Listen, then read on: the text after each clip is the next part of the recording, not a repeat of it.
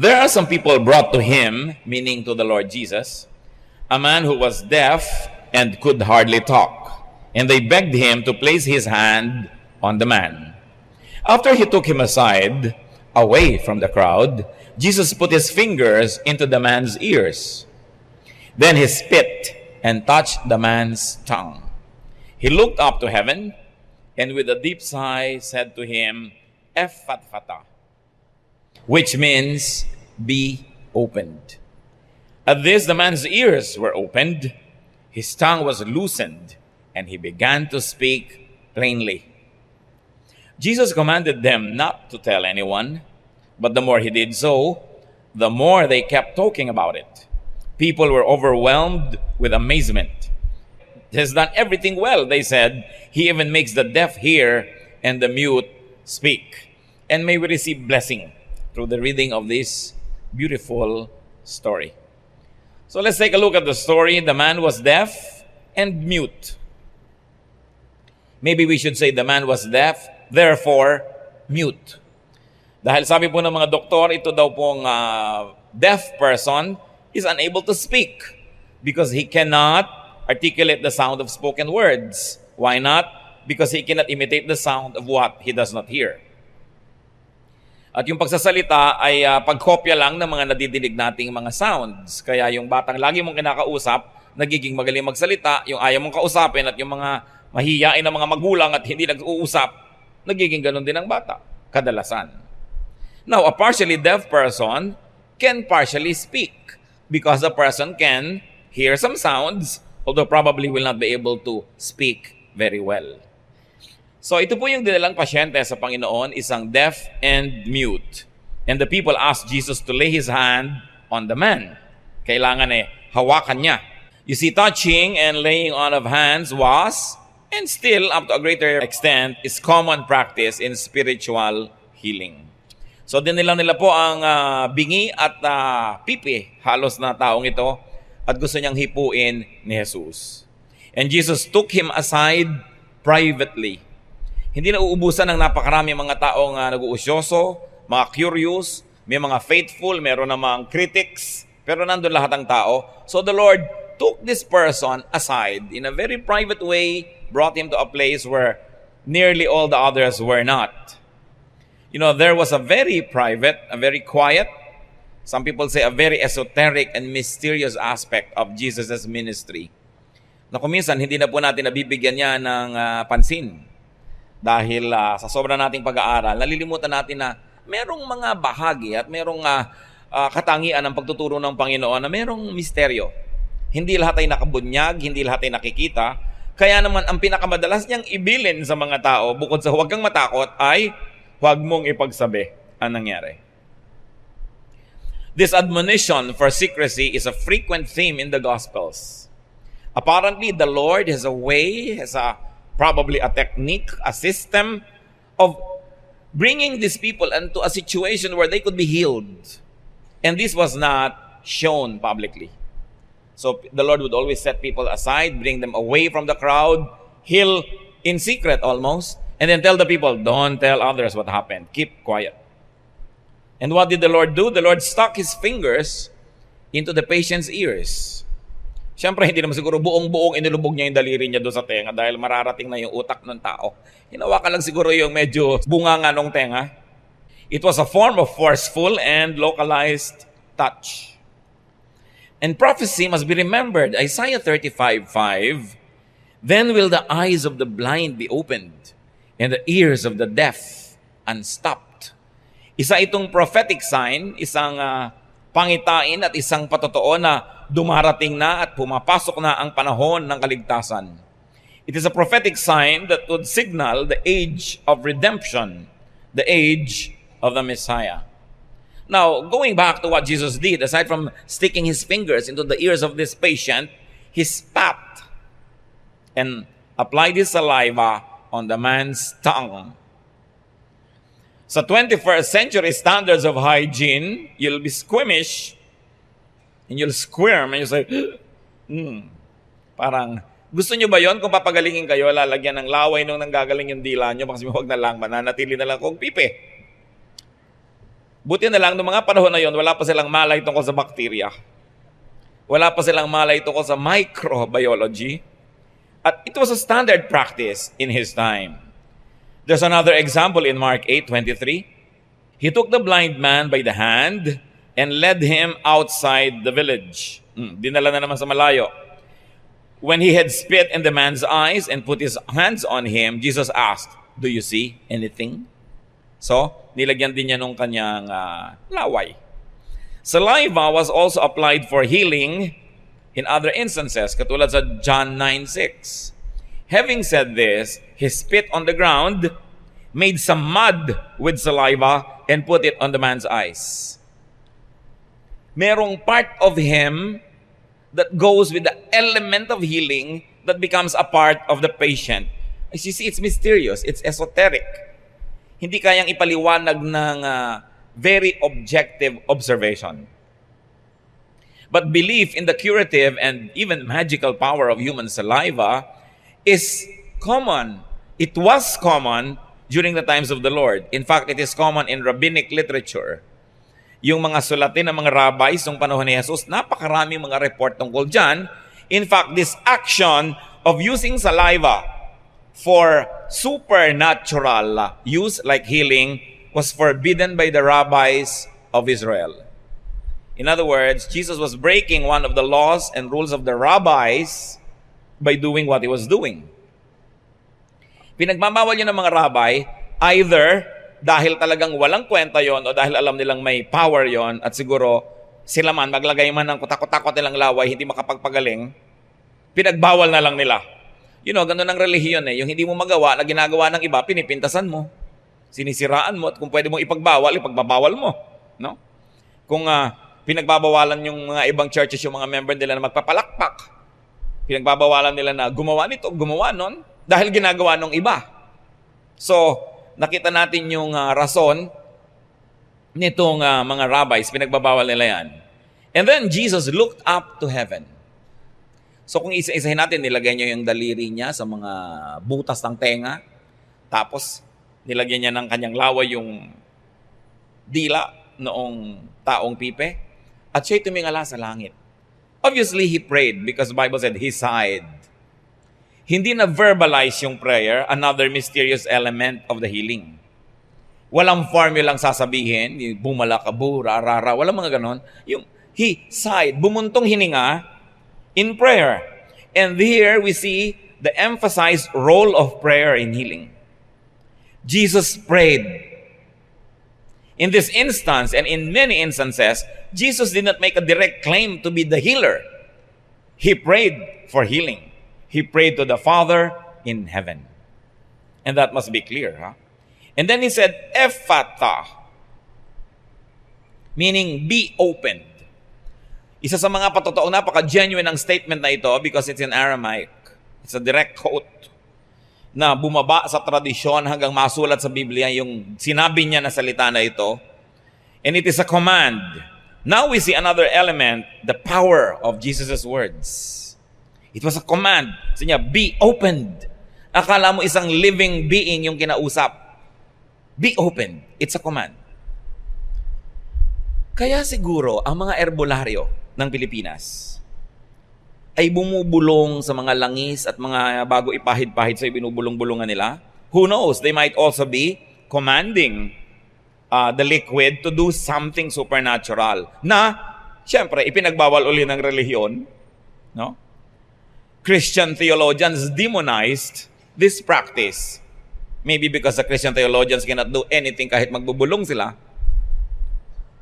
This is something that you must always look at religion because, you know, religion is always having competition. Not everything that a religious group or a religious organization says must be taken for what it is because usually it is being said to fight the competition.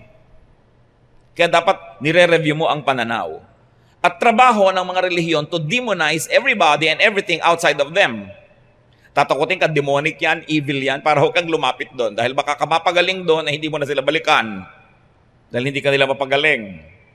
Hindi ko po sinasabi na walang ginagawang masama ang mga espiritong masasama. Pero hindi lahat ng hindi natin naiintindihan, ile-label nyo agad demonic. Because it might even be the work of God that you just do not understand.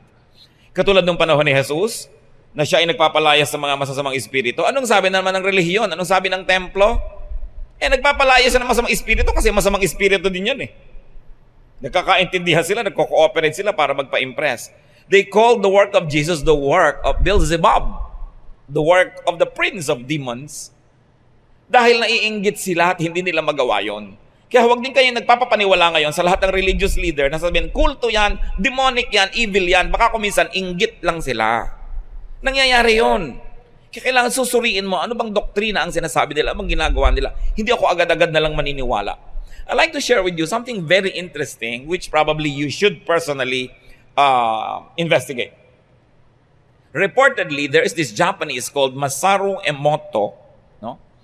At nagsulat siya among many books, Secret Life of Water. Anong ginawa nitong si Masaru Emoto? Nag-e-eksperimento siya sa mga tubig. Halimbawa, papakinigin niya ng classical music, papakinggan niya ng rock, o kaya mumurahin niya yung tubig, pupurihin niya yung tubig, kung ano nang ginagawa niya sa tubig. Tapos bigla niyang fini-freeze. May technology siya to suddenly freeze the water and then take molecular level photos.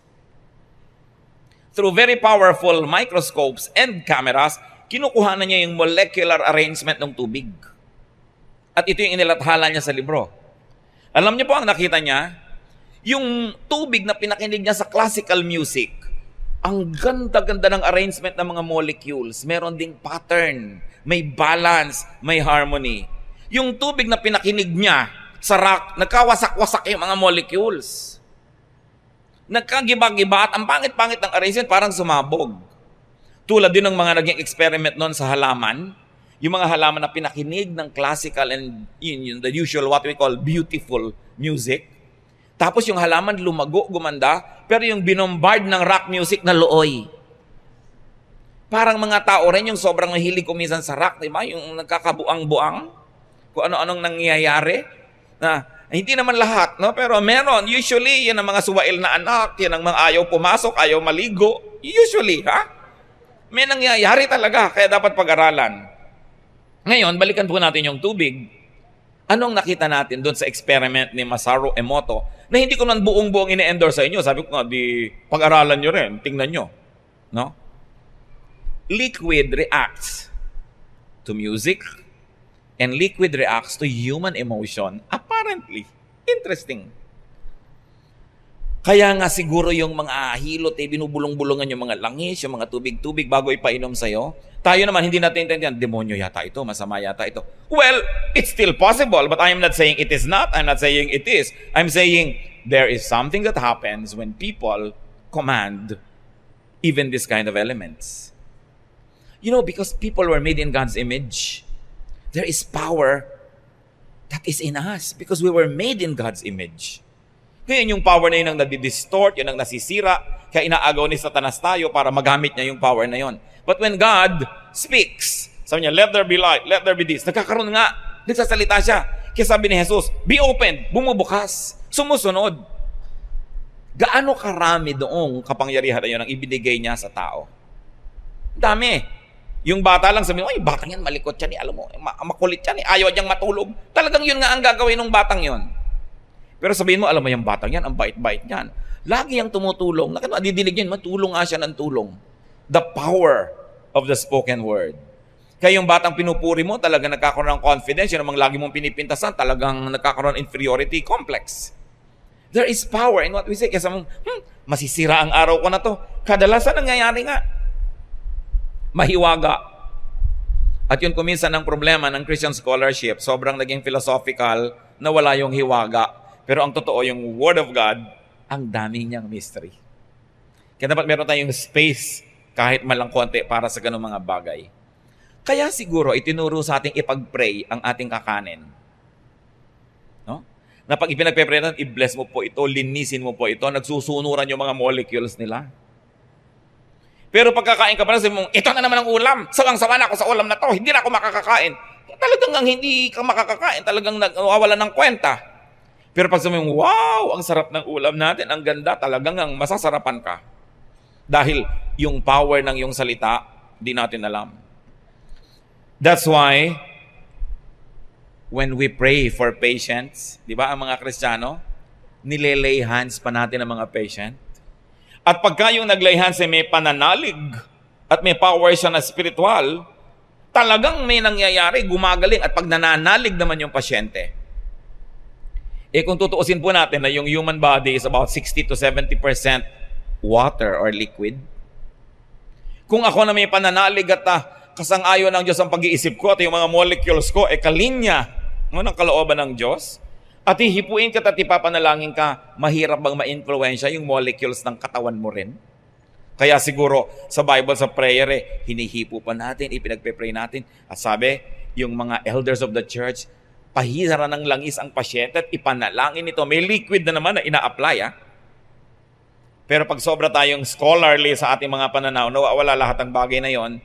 Kaya kumisan, maraming power hindi natin napakikinabangan. How much of Jesus do we understand? Gaano karami? How much of spiritual mysteries do we know about? How much of genuine power and empowerment do we reject because of ignorance, because of religious fear? Kasi po, pag ang Panginoon nasa ating puso, kilala natin ating sarili, Kristiyano tayo, hindi naman siguro tayo ganon-ganon na lamang na maipapahamak kahit nagkaroon tayo ng konting pagkakamali ng pagpapasya. Kasi there is this bulk of goodwill of the Spirit in you. Kaya hindi dapat tayo sobrang matatakutin, sobrang allergic sa lahat ng bagay na hindi natin naiintindihan. Because greater is He that is in you than he that is in the world. At kung yung pong ating intensyon ay malinis, hindi naman talaga tayo naghahanap ng sakit ng katawan, hindi talaga tayo naghahanap ng kamalian para gawin, at in our honesty and in our openness to the possibilities of understanding the truth in a deeper way, paano tayo mapapahamak sa ganung mga bagay? Basta lagi tayong handa na maituwid, handa tayong maituwid ng salita ng Diyos, ng payo ng mga mature Christians, at ng ating sariling budhi sa pamamagitan ng ating panalangin. So, nakikita po natin na yung ginawa ng Panginoon, ipinagbabawal ng mga rabbis. Pero napapagaling ba ng mga rabbis yung pinagaling ng Panginoon? Kahit ngayon, ang mga religious groups, ang dami-daming ipinagbabawal. Pero kung tutuusin mo, isa lang ang tinutunguhan nun, self-preservation. Binabawalan nila yung mga members silang makinig dito, makinig doon. Bakit? Kung tama ba silang magturo at magaling silang magturo, ba't sila matatakot na makarinig ng mali yun? Hindi ba ko takot-takot na mali nga ang nadidinig niyan araw-araw sa radyo, sa telebisyon, at ang nababasang mali sa disinformation ng dyaryo at mga propaganda ng lahat? Ang dami naman nating mali na nadidinig. Pero pinagbabawalan ba tayo ng mga relihiyon na huwag kang manood ng TV, huwag kang makinig ng radyo, huwag kang magbasa ng dyaryo? Hindi, pinagbabawalan lang, huwag kang makikinig sa ganitong speaker, huwag kang makikinig sa ganitong religious program, because they're afraid of competition. Kung maganda ba naman ang kanilang mga turo at maganda ang kanilang mga pag-aalaga sa mga tupang ibinibigay sa kanilang Panginoon, manong itaboy nga nilang, sige, makinig kayo sa iba, makinig kayo sa iba, at siguradong babalik din kayo dahil makikita niyong napakasarap magmahal ng ating church. Pero kung natatakot sila na mawala ng mga members, anong ginagawa? Pinagbabawalan ka, tinatakot ka, evil yan, demonic yan, cult yan. Kaya hindi na nakakapag-isip ang mga tao, nagiging straight jacket yung brain nila, nagiging divisive yung work ng ibang mga religious groups, at pagkatapos ang mga tao kumikitid ang isip, nagiging self-righteous, judgmental, and they label the other children of God with very unkind labels. Kita nyo, kung nakinig lang sila doon sa mga rabbis, hindi gagawin ni Lord yung ginawa niya, hindi gagaling yung tao. Meron naman mga religious groups ganyan kahit hindi ka gumaling, hindi ka umasenso, mabulok ka, huwag kang mag-grow, basta dito ka lang, tapos. So hindi mo na alam kung ang kanilang concern para ang tao ay lumago at makalaya at marating ang mga dapat marating, o para lang hindi sila maubusan ng members. Noon hanggang ngayon, ang isa sa mga pinakamalaking magpropaganda ang relihiyon. At dapat ang mga anak ng Diyos bukas ang isip tungkol dyan. Na hindi ka agad-agad naniniwala sa mga propaganda. Sapagkat ang salita ng Diyos, ang katuruan niya, napakarami natin pwedeng pagpulutan. Kung lilimitahan mo ang iyong isip, paliliitin mo lang pinanggagalingan mo, hindi ka na mag-move from glory to glory, and probably you will never be healed. Sa history naman, alam natin, powerful and victorious religions dominate, therefore they write the rules. They write history. Victorious religions and denominations become the church. Then the weak and dominated and vanquished religions become branded as cults and heresies. Kahit nung unang panahon, ang mga pananampalataya sa Panginoong Hesus tinawag na kulto. Even the followers of the so-called the way of Jesus of Nazareth, before it became strong, before it became called Christianity, before it became the church, was called a sect. Sekta ang tawag nila sa mga sumusunod kay Jesus. Kaya sa Acts 24:5, among other verses, we have found this man to be a troublemaker, stirring up riots among the Jews all over the world, tungkol kay Paul. He is a ringleader of the Nazarene sect. Yun ang tawag nila sa mga Kristiyano noon. Matagal bago tinawag na Christians, hindi tinawag na Christians agad. Nazarene sect. Alam niyo po, nung panahon ng Panginoong Jesus, maraming sekta. Meron silang isang Diyos, meron silang isang bayan, pero sa Israel mismo, may mga sekta ng mga rabbis, may sekta ng mga Pharisees, may sekta ng mga, katulad dito, mga Nazarenes ang tawag sa kanila. May sekta si John the Baptist nung una. May mga kung ano-anong mga Nazarenes, merong mga militant na mga sekta na lumalaban talaga sila sa Roma, but they were all under the economy of this one religion in Israel. And obviously, there was a lot of religious tolerance.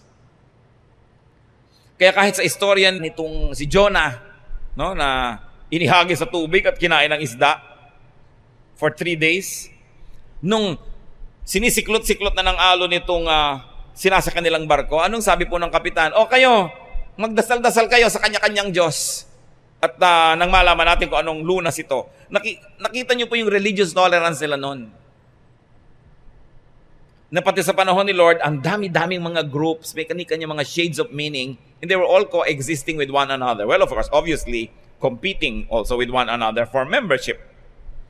Pero hindi naman naging one Christian church agad yan. Ang dami-dami pang mga grupo-grupo na sa pagtagal ng panahon, yung mga nakapagwagi sa mga kompetisyon, naging makapangyarihan, sila ngayon na nagsulat na kasaysayan, even the history of the church. Sila ang nagdikta kung anong tama, anong mali, at ano nangyari, lahat ng kalaban nila, yun ang natawag ng mga heretics. Siyempre, the powerful ones write history, and the enemies of the powerful ones who lose become heretics. Kung sila yung nanalo, sila yung the church. Sino magiging heretic? Yung kalaban nilang natalo. Kaya nga sabi, meron daw isang napakagandang definition. What is a cult?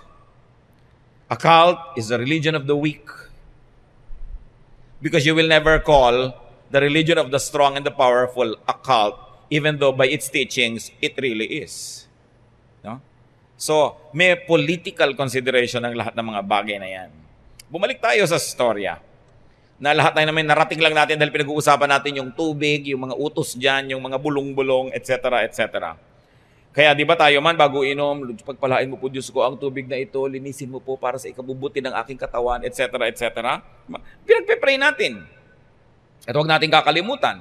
Alam nga namang pray tayo ng pray, wala naman palang napapala at wala naman palang nangyayari, di sayang lang oras mo. So dapat pag nagpe-pray ka, naniniwala ka na may nangyayari nga sa tubig dahil pinag-pray mo eh. So may power yung prayer na yon. Kaya bago ko uminom ng gamot, pinagpe-pray mo, Panginoon, palakasin mo po ako sa pamagitan ng gamot na ito. Pagpalain mo ito, gawin mo itong tool para sa aking kabubuti.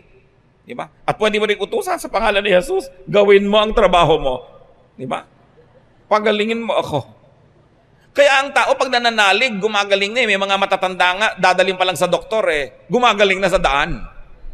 Kasi alam nila, ay, papunta na ako, gagaling na ako doon. Ang lakas ng pananalig. At kahit kailan ang Panginoon, hindi niya sinabing, pinagaling kita. Ano sinasabi niya? Your faith has healed you. Kaya dapat yung faith natin na de-develop. No? Napakalaking bahaging nananalig ka dapat na pagagalingin ka nga. Balik sa kwento. So, the man's ears were opened. The man's tongue was released. Ang ganda nung ginamit ang word, release. So, ibig sabihin, nakagapos, nakatali, bago nangyari ang himala na ito. To the point that this man would be able to talk plainly. So siguro noon uungol-ungol lang o nagkakapalit-palit yung mga letra, mali-mali, pero now he would talk plainly. There was instant result. Then Jesus told them to keep the healing a secret. Itong sinasabi ko mga kapatid na dapat nating sariwain yung misteryo ng pananalig. Hindi lahat nakabulgar, hindi lahat na pag-aaralan sa ilalim ng microscope at pag-aaralan sa classroom. Merong mga bagay na hindi inuusal, hindi inuungkat dahil yung espiritu mo lang nakakaunawa dun sa espiritu ng Diyos na nagbibigay noon. There are things that are too sacred to verbalize. Kaya dapat bumalik din tayo sa ganung aspeto ng pananalig.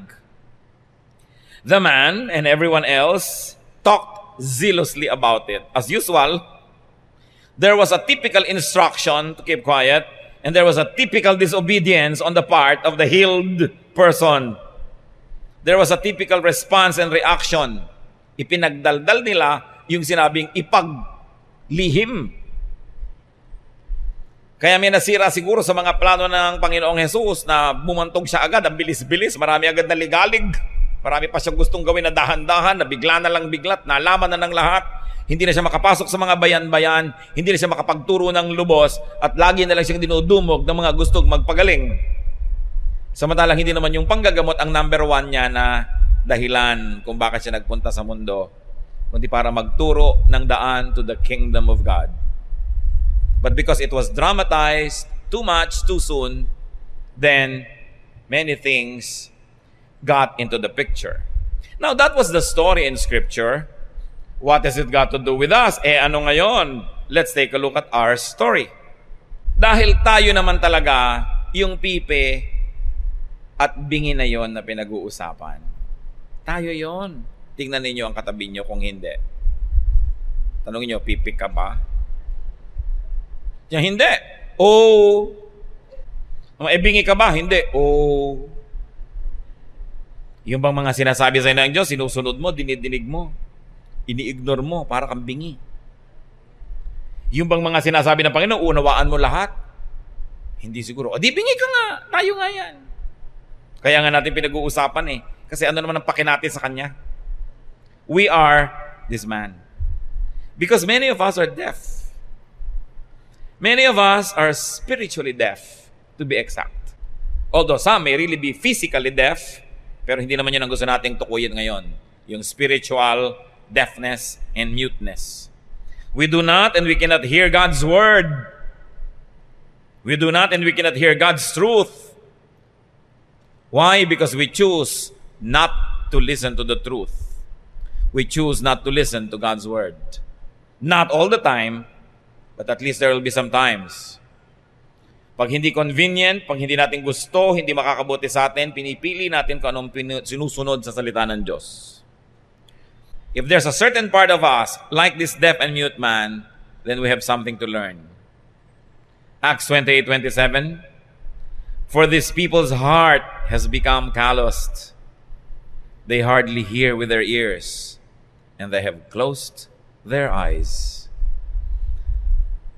Nagmatigas na daw ang puso ng mga taong ito, kaya hindi na halos sila makarinig at di na rin sila makakita. Nangyayari yon kahit sa mga tinatawag na anak ng Diyos. May mga tinatawag na anak ng Diyos na maibigin, mapagkapwa, pero namimili rin. Meron ding ayaw ibigin, meron ding ayaw tulungan, may ayaw batiin. May mga utos ang Diyos na talaga naman pinakakandahirapang sundin ng mga anak ng Diyos, pero meron ding mga binabaliwala, isinasa isang tabi. Kasi mahirap sundin.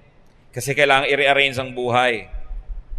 Because we do not and cannot hear the truth, because we were selective in what we like to hear, then we also become dumb when it comes to speaking in truth and about the truth.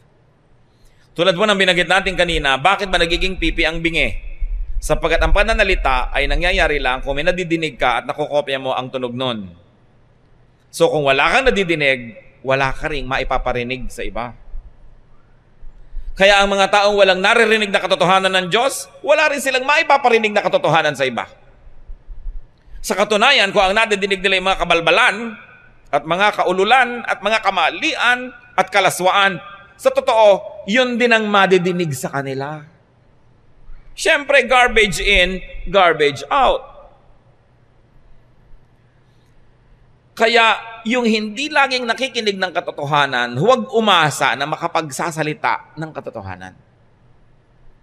At yun ang katotohanan, kaya marami sa atin kumisay hindi makapagsalita ng katotohanan ng may kapangyarihan kasi hindi naman tayo handa, laan na makinig at sumunod sa katotohanan.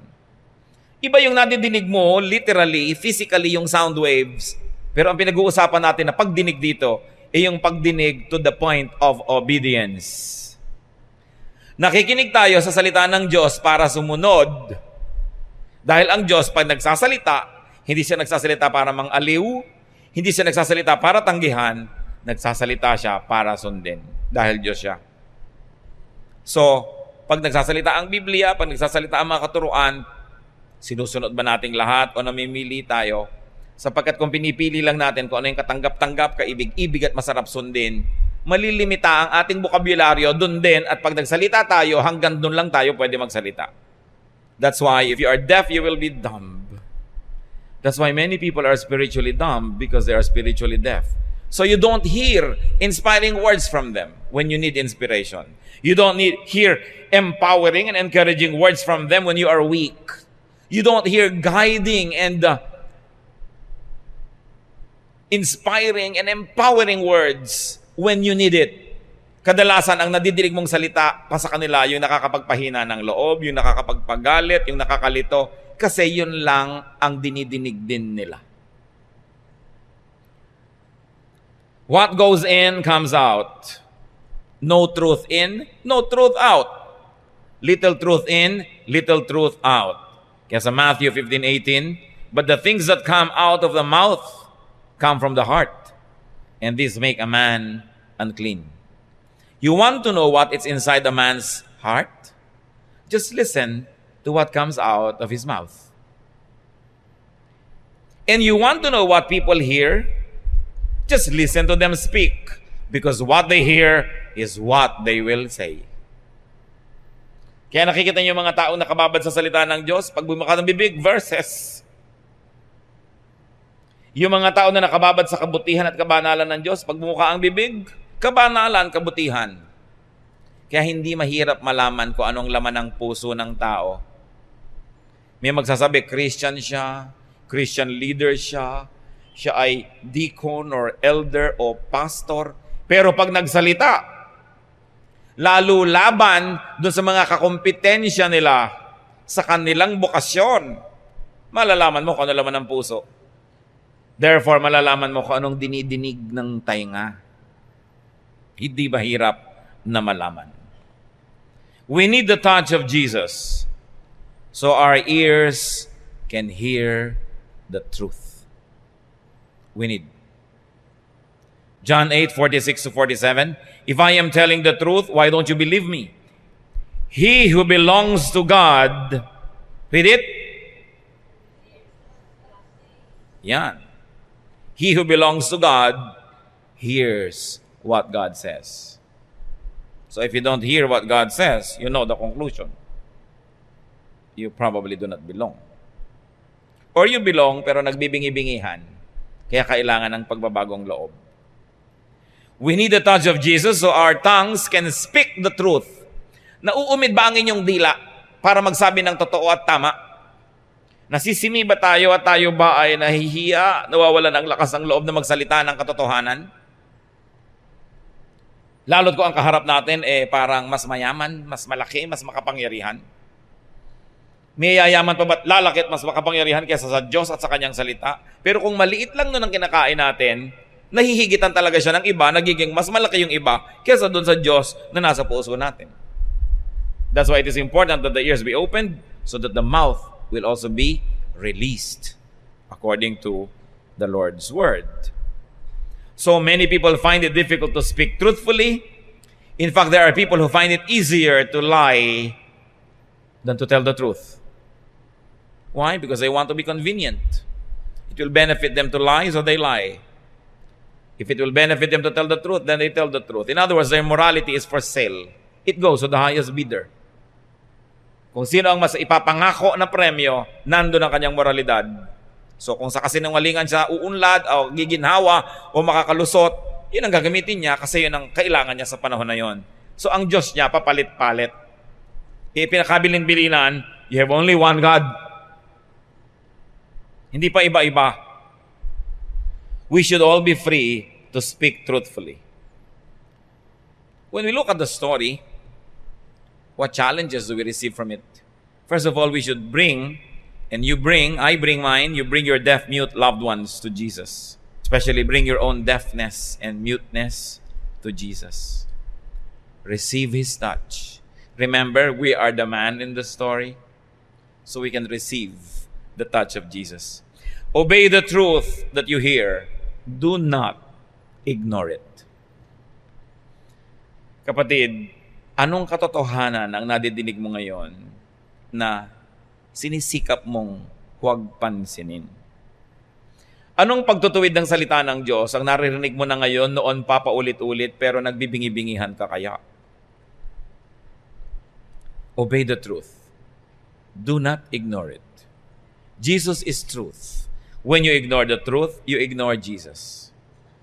James 1:22, do not merely listen to the word and so deceive yourselves. Do what it says. Sabi niya, huwag lang kayong makinig.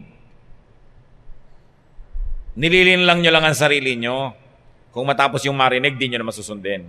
Sabi niya, sundin nyo ang sinasabi. Sapagkat yan ang mainam, yan ang mabuti, yan ang tama. Disobedience to God is equated with deafness. And deafness definitely leads to muteness. If we continue to play deaf to God's teachings, then we will become mute and cannot teach. 2 Corinthians 4:4, the God of this age has blinded the minds of unbelievers so that they cannot see the light of the gospel of the glory of Christ, who is the image of God. So yun daw, ang tinatawag na God of this age, yung mga masasama, ay bumulag na sa mga ayaw manalig. Sapagkat sila na ang naunang nagbulag-bulagan, so binubulag na sila ng totoo. So listen, obey, and you will be free to hear more. And you will be free to say more. Your repertoire will improve. Your vocabulary will be enriched because you're able to hear and understand more. Therefore, you're able to say more and you'll be understood better. We have to change from glory to glory. Huwag tayong sumaya na hanggang dyan lang yung spiritual level. 2 Corinthians 3:18, we who with unveiled faces all reflect the Lord's glory are being transformed into His likeness with ever-increasing glory.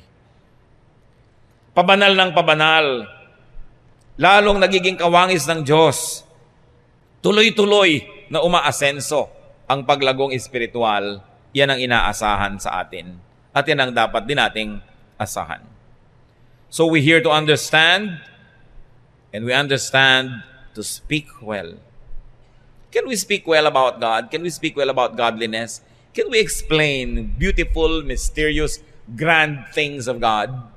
Are we equipped? Do we have the vocabulary? If not, we just must listen some more and practice through obedience.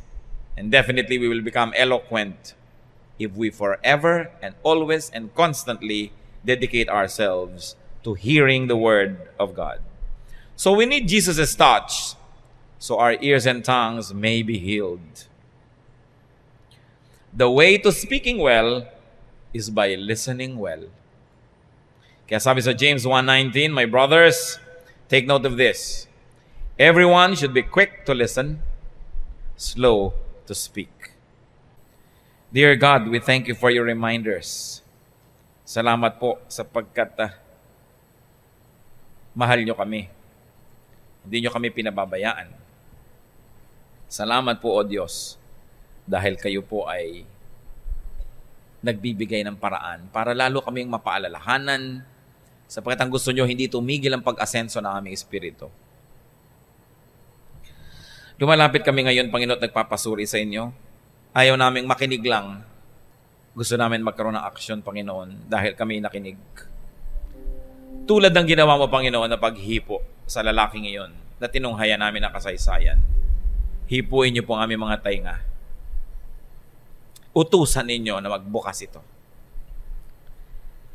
Hipuin ninyo ang aming dila, Panginoon. Lagyan niyo, Panginoon, ng inyong kapangyarihan.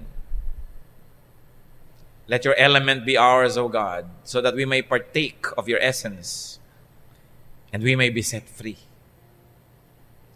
Hipuin niyo ang tainga, hipuin niyo ang mga dila ng bawat isa sa aming kailangang mapalaya. Kayo ang pinakamagaling mag-diagnose, kayo ang nakakaalam ng sitwasyon. Let your spirit be free to move among us, O God, and minister to those who need your ministration in the amount, in the way that you deem best because you know what's best. Inilalatag namin na aming sarili sa iyong paanan. Iniaalay sa iyong aming mga tainga at aming mga dila at bibig, ang aming isip at puso. Paghimalaan niyo po kami. Nananalig kami sa iyo, O Diyos, na kayo'y kumikilos. Linisin niyo po kami at bigyan ng kapangyarihang makarinig at magsalita bilang mga matagumpay, makapangyarihang mga anak mo. Mahango kami, Panginoon, sa pag-apologize, sa paghihingi na lamang lagi ng tawad sa mga tao kung bakit kami mga anak mo, sa aming pagiging kimi, sa aming pagiging mahiyain, sa aming Panginoon pag-agam-agam na sumunod sa inyo. Ipatawad niyo po sa aming lahat. Linisin niyo po kami. And may your glory be ours as we partake of your goodness because of your mercy. Nawa, Panginoon, makita ang refleksyon ng iyong kaluwalhatian sa aming buhay. At makapagsalita kami ng tama dahil nakikinig kami ng tama. Ganon din naman, Panginoon, humihiling kami ng spirit of discernment na maging bantay ang espiritu ng discernment na ito sa aming tainga. Natanggihan namin ang mga kamalian na gustong pumasok. Tanggihan namin ang mga mali, mga huwad, mga hindi bagay na pumapasok sa aming tainga. Huwag naming pakinggan. Piliin namin ang taong pinapakinggan. Piliin namin ang mga bagay na pinapakinggan, maging binabasa. At nang sa ganon, huwag malason ng aming puso at ang aming isip. Set us free, O God, and may the mighty plan that you have for us happen in our lifetime. Nawa kami kasihan mo, Panginoon, gawin mo kami mga makapangyarihang instrumento ng iyong katotohanan. At nawa, Panginoon, kami man makalaya. At tulad nung tao na pinagaling mo, gumaling kami. Ma-enjoy namin, Panginoon, yung magandang communication with you and with our fellow men. In the name of Jesus our Lord, we pray.